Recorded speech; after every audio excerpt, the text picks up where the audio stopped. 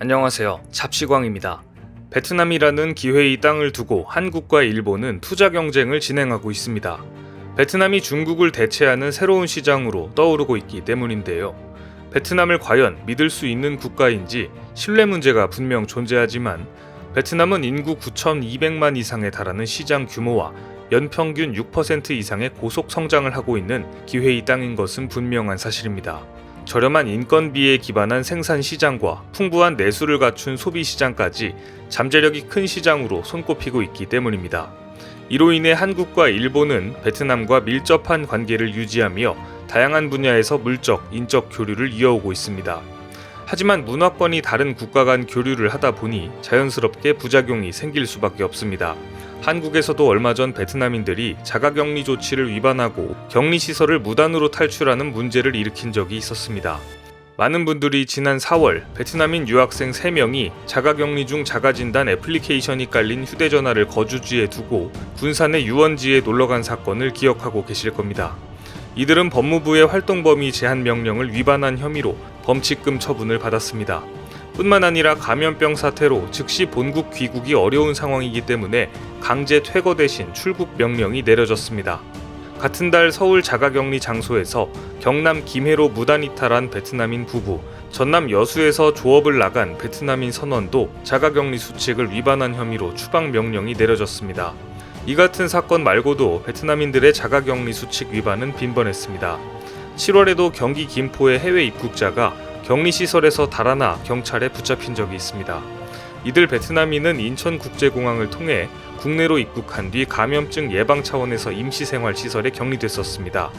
하지만 완강기를 사용해 시설 밖으로 탈출한 뒤 달아났고 얼마 지나지 않아 경찰에 붙잡혔습니다. 이들은 경찰에 격리시설 안에서 너무 답답했고 빨리 나가서 하루라도 돈을 더 벌기 위해 탈출했다고 진술한 것으로 전해졌습니다. 하지만 일본에서 베트남인들이 저지르는 일들에 비하면 이 같은 자가격리 탈출은 애교에 가깝습니다. 일본은 인구 감소에 따른 인력난을 해결하기 위해 상당한 수의 베트남인들을 받아들였습니다. 그런데 결국 일본은 베트남인들 때문에 상당한 골머리를 썩게 됐습니다. 아사히 TV 등 현지 언론에 따르면 일본에서 불법 체류 중인 베트남 여성 3명이 최근 불법 성매매를 하다가 당국에 적발됐습니다. 일본 도쿄에서 유흥업소를 운영하던 일본인 남성은 이들이 불법 체류자인 것을 알면서도 고용한 것으로 전해졌습니다. 이들 여성은 감염증 사태로 귀국이 어려워지자 유흥업소에서 일하게 됐다고 진술했는데요. 현재 재류 자격 외 활동을 한 혐의로 경찰 조사를 받고 있는 것으로 알려졌습니다. 한편 같은 날 군마현에서는 합성 마약을 들여온 베트남인 남녀 6명이 경찰에 체포되기도 했습니다. 기능실습 유학생 신분인 이들은 지난달 국제우편을 통해 합성 마약인 엑시터시를 몰래 들여오다가 세관에 적발돼 충격을 주고 있습니다. 이들은 마른 새우가 든 가방 윗부분에 새우를 넣고 아랫부분에 마약을 숨겼습니다. 들여온 마약은 무려 800만 엔에 달하는 것으로 전해졌습니다. 일본에 거주 중인 베트남인들의 사건 사고는 여기에 그치지 않습니다. 얼마 전에는 상상을 초월한 엽기적인 일을 저지른 적도 있었습니다. 이달 3일 기능실습생 신분으로 일본에 입국한 베트남인들이 집안에서 통돼지를 해체했다가 경찰에 체포된 사건이 있었습니다. 일본 경찰은 출입국 관리법 위반으로 조사를 받던 A씨의 스마트폰에서 돼지를 도축한 사진을 다수 발견했는데요. A씨는 SNS를 통해 다른 베트남인들로부터 1만 5천엔의 돼지 한 마리를 구매해 아파트에서 해체한 것으로 알려졌습니다. 이 돼지를 친구들과 함께 먹은 것으로 알려져 충격을 주고 있습니다. 일본에서 이 같은 행위는 불법이지만 이들 베트남 실습생들은 자국에서 했던 것처럼 집에서 돼지를 해체한 것으로 보입니다. 문제는 이들이 돼지를 잡아 고기를 판매까지 했다는 의혹이 있기 때문입니다. 위생과 검역을 거치지 않은 고기가 시장에 유통되었다면 문제가 심각해집니다. 해당 사건이 발생한 군마현은 기능실습생 신분의 외국인 근로자 4만 명이 거주할 정도로 외국인들이 많이 사는 곳입니다. 이 가운데 20%가 제조기업에서 일하는 베트남인입니다. 문제는 올해 들어 군마와 사이타마 등 일본 간토 지역 농가에서 가축과 과일 도난 사건이 잇따르고 있다는 것입니다. 하지만 일본 경찰은 범행의 전모조차 파악하지 못하고 있습니다. 돼지와 과일이 도난된 것이 뭐 그렇게 큰 문제냐고 생각하실 수도 있겠지만 경찰 집계에 따르면 지금까지 군마현에서 접수된 도난 피해는 돼지 약 710마리, 닭 140마리에 달합니다. 돼지 700마리면 분명 간단한 사안이 아닌 것이죠. 이 밖에 사이타마, 도치기, 이바라키현에서도 가축과 과일 도난 피해가 보고됐었습니다.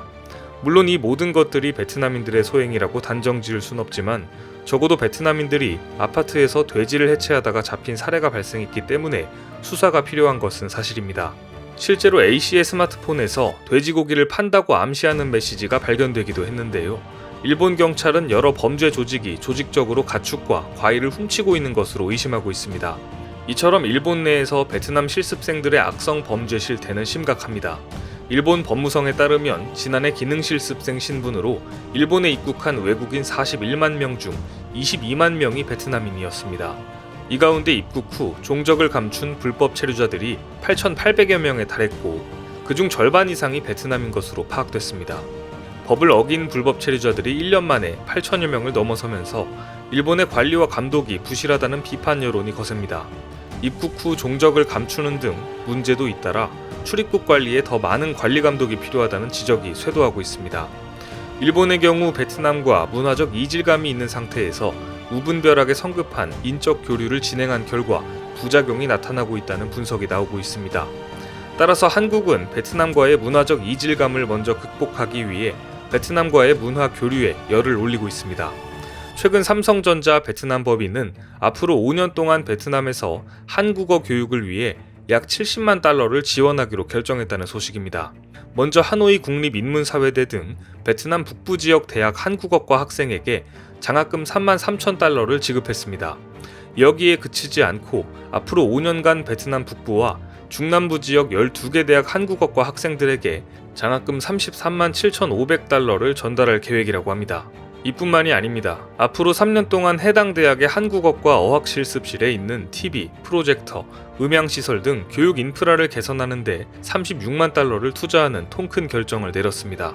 삼성전자는 지난 1955년 베트남에 진출하면서 국제교류재단에 베트남 지원에 써달라며 지정 기탁금 7억여 원을 맡겼었습니다. 문화교류가 경제협력의 근간임을 몸소 실천하고 있는 것입니다.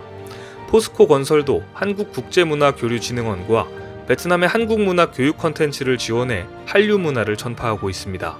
2012년부터 매년 문화교육봉사를 진행하고 문화교류축제를 여는 등 다양한 활동을 이어오고 있는데요.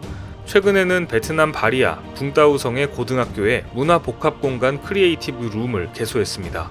이번에 마련된 크리에이티브 룸은 학생들의 창의적 사고 개발을 위한 복합 문화 공간입니다.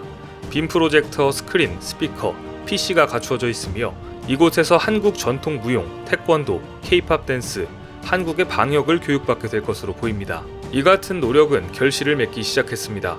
최근 응유엔 또충 베트남 국가외국어 계획운영위원회 부위원장은 공식 석상에서 제1외국어로 한국어 교육과정 설계를 지도하고 있다며 큰 문제가 없으면 내년에 교육과정이 통과될 것이라고 말했습니다. 베트남에서 제1외국어는 초등학교 3학년부터 제2외국어는 중등학교부터 선택 과목으로 가르치는 외국어를 의미합니다. 2016년 중등학교 시범교육 과목으로 선정된 한국어가 빠르면 내년에 정식 교과로 채택되고 교육 대상도 초등학생으로 확대될 것이라는 이야기입니다. 실제 베트남에서 한국어 사랑은 뜨겁습니다. 현재 베트남에서는 전국 6개 중고교가 한국어 시범교육기관으로 지정됐으며 중고등학생 1,500명이 한국어를 배우고 있습니다. 베트남 한국학술연구학회에 따르면 현재 전국 32개 대학에서 한국어를 정규 과목으로 가르치고 있습니다. 지난달 기준으로 정규 한국어 학습자는 1만 6천 명에 달합니다. 베트남에서 한국 기업들의 노력이 결실을 맺어 문화 교류뿐만 아니라 매출 신장으로 이어지길 기대해 보겠습니다. 오늘 준비한 소식은 여기까지입니다. 댓글을 통한 여러분들의 많은 의견 기다리겠습니다. 많은 분들의 생각이 모였을 때 진정 가치 있는 지식이 완성될 것입니다. 시청해주셔서 감사합니다.